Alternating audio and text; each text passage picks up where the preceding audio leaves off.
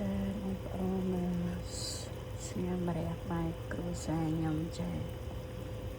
ស្ងាមរះខ្ញុំចូលចិត្តដាក់ផ្សិតដាក់ពុទ្រីចាហើយ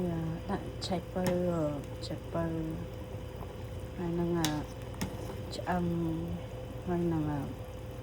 មឹកក្រៀមចាអានេះមានរសជាតិឆ្ងាញ់អញ្ចឹងណាបងប្អូនហើយសាច់ខាងក្នុងហ្នឹងមានតសាច់ជ្រូកឆ្នាំ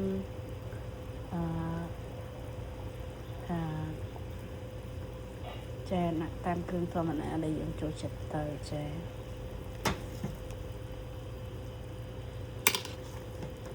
ចូលចិត្តបែបហ្នឹងហើយមានទឹកខ្ញុំចូលចិត្តដាក់អាផ្កាច័ន្ទនេះឲ្យវាមានរសជាតិឆ្ងាញ់បងប្អូនអាហ្នឹងវាជាថ្នាំពេទ្យមួយលេងចាខ្ញុំដាក់តែមួយឯងចាឲ្យវាចេញជាតិចាហើយមានផ្សិតមានបាត្រាមានផ្កាច័ន្ទតិចមានមឹកចាជាស៊ុបថ្នាំហើយម្រះហ្នឹងជាគ្រឿងត្រជាក់របស់យើងឲ្យត្រជាក់ក្នុងចា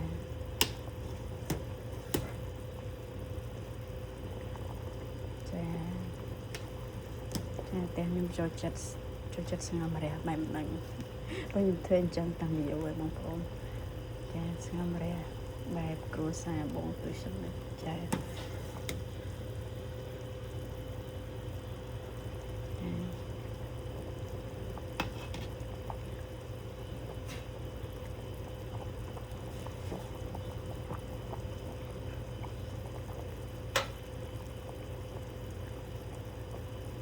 ចាមកឲ្យវាផុយណា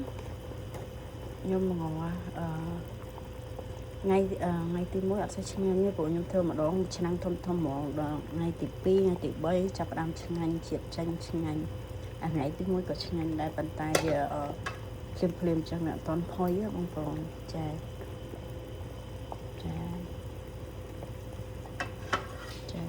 មកខាងនេះវាចេញបងប្អូនឲ្យពពុះនេះកុំឲ្យវាខ្លាំងពេក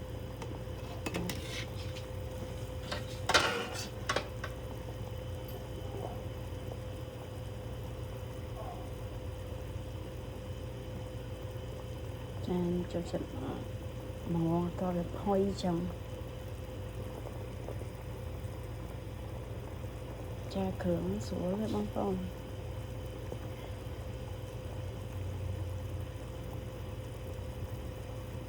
ចាពុះហ្នឹងយើងដួសចេញមកហ្នឹង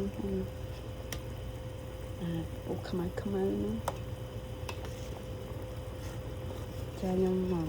ស្លតែបែបហ្នឹងស្ងោរម្រះនេះផ្ទះខ្ញុំ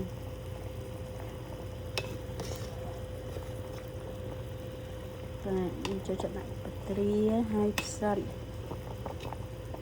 ហើយបើមានឆ្អឹងខួរឆ្អឹងខួរអីខ្ញុំដាក់តែវាចេញទឹកស៊ុបអញ្ចឹងឲ្យមានរសជាតិឆ្ងាញ់